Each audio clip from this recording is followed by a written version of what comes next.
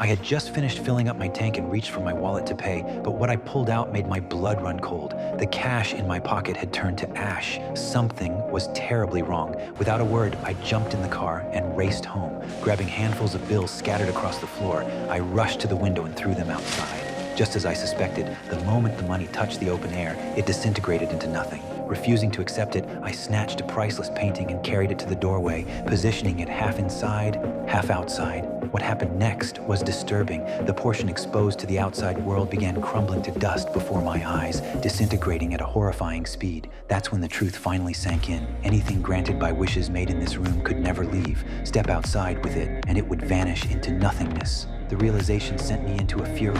I grabbed a hammer and attacked the walls like a madman, determined to uncover the house's secrets. But after tearing through the plaster, all I found was a chaotic tangle of wires crisscrossing through the walls. These strange cables weren't just in the walls. They snaked beneath the floorboards too, covering every inch of the structure. While I was still trying to make sense of it all, my wife appeared, cradling our child, wanting to go outside for some fresh air. I frantically called out to stop her. The baby in her arms had also been wished into existence, but my wife wouldn't listen. Stubbornly, she insisted on taking the child outside. The moment they crossed the threshold, the baby began wailing. Then, horrifyingly, the infant's skin started aging rapidly. When I heard my wife's desperate screams, I bolted outside and snatched the child back. Those brief 2 minutes outside had changed everything. When we brought the newborn back into the wish room, he had inexplicably grown into an 8-year-old boy. It became sickeningly clear. If we wanted this wished-for child to survive, he would have to stay in this room for the rest of his life.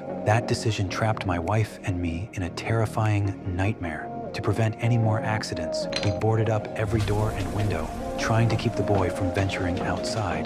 But the more we imprisoned him, the more desperate he became to see what lay beyond. The next morning, I woke to find my son had vanished. Panicking, I threw open the door and froze in disbelief.